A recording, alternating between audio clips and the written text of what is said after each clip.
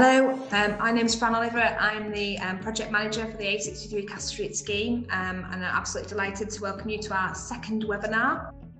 So we'll be starting very shortly. There's some information on the screen there about where you can find out any additional information if you are interested in any of the presentations or have follow-up questions later. And just a note on there, obviously this presentation does contain human skeletal remains, so just to be aware of that as you are going through. If you did miss our first webinar, then that is actually available on our dedicated archaeology website in 3 separate instalments, so you can pop on there and enjoy that, and it gives us some initial findings from the Castle Street scheme for you to look back on. And I will be putting today's session on the website in the same way as well over the coming weeks. So today we are trying something a little bit different. We've got literally a couple of slides, and then the rest of the session is live from the labs and from our archaeological excavation. So it is quite different from the normal type of webinar we would do. So we are really hoping that the technology will cooperate. So if there's a few bugs or shaky cameras, please do bear with us, and just know if in the event the technology just really doesn't cooperate, we'll be putting presentations from all the experts today on the website as well, so you will still be able to enjoy them at a later date should there be a few technical bugs today.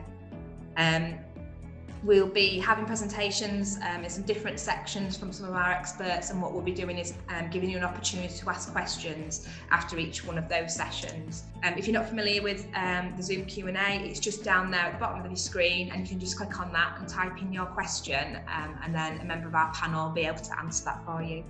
So hope you really enjoy the session today, and thank you very much for joining us.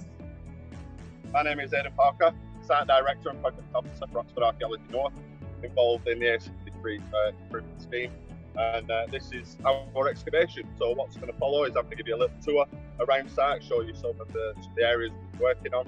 That includes this external excavation area, as well as within the main tent in the burial ground itself. So what we're looking at now behind, you can see the guys working, is an area that we've dubbed the jail area, because historic mapping tells us there was a former jail on this site. It was later built on by various other buildings, foundries and other industrial type buildings. So at the minute, there's quite a lot of brickworks exposed, concrete footings, walls, things like that. We have a nice chimney just to the left of us here. And basically what we'll be doing is, over the next couple of days, is drone flying, photographing this area, and getting to grips with just what the phases of these structures are. So as I say, we do have some earlier walls towards the eastern end of the site there that we think are belonging to the jail, and then a lot of other stuff that is later development.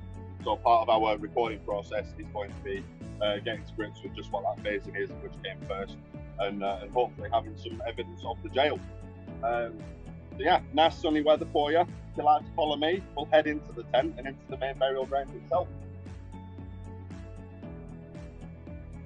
So for the last 10, 11 months, we've been working under canvas, which is a rare treat considering some of the weather we've been having, keeping it nice and dry for the most part.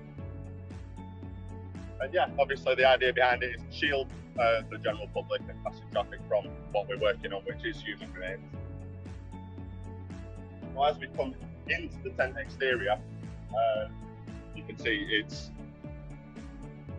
quite sparse, or looking quite sparse compared to what it was at the start of September. Obviously this entire area was full of the team working on burials.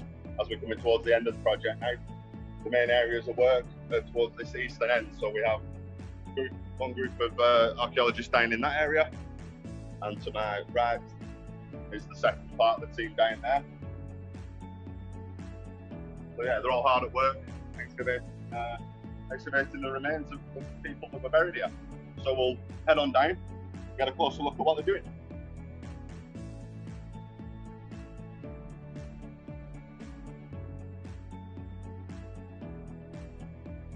So as you can see, the ground is quite uneven. The way that we've been working is to sheet script.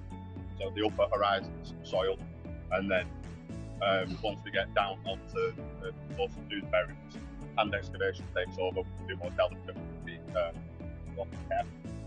And obviously, burials are unfortunately not arranged in nice, neat, regimented rows like them. There's a little bit of collapse, shifted as the place burial has gone in. So we end up with slightly uneven ground. Some stacks have graves have more people than others. Some are a little bit more complicated to deal with graves. So yeah, want to get a few panning shots and see the team hard at work. Quite hard, considering it's nearly back in time. Yeah, the team have worked really hard. Absolutely fantastic job. Just off to the side here with the rare find, we'll have a lead coffin if you want to have a quick look at that.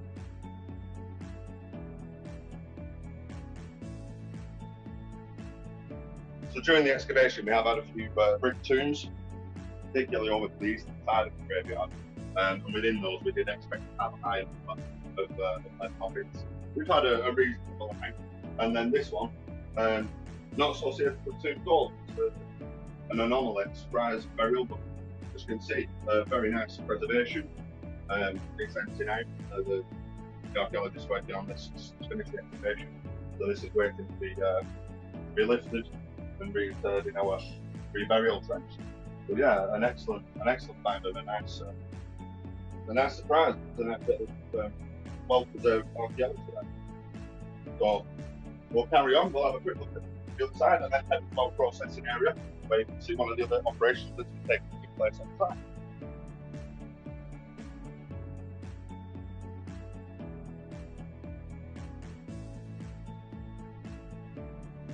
So again, similar story over here with the team hard at work.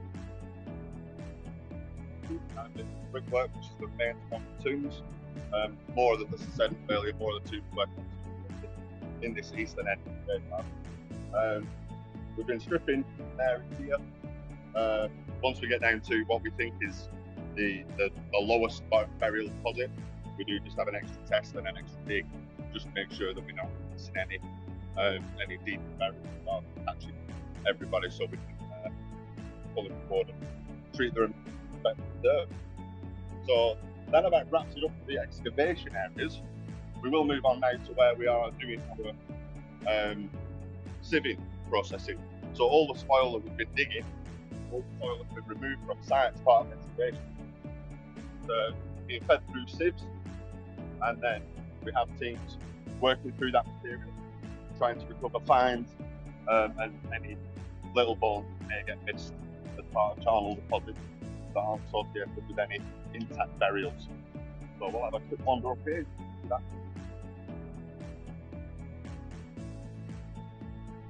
So as you can see just over the fence there, is our sieving operation.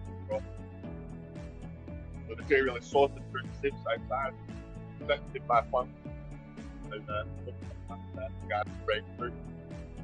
You know, as I said, fines, we've got pottery, we've got a bit of jewellery, ironwork, obviously as well the things is to ensure that we're getting as much recovery of food as is physically possible. So everything is staying within the graveyard itself, and nothing's just immediately to my left here, the reburial trench. So this area has been completed.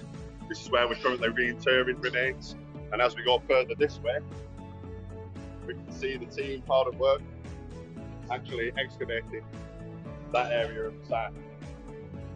So essentially part of the graveyard is designated to be the reburial trench, and all the remains coming out of that, and then removed, analysed, and then everything is reinterred after fully recorded and analysing, filling our research requirements.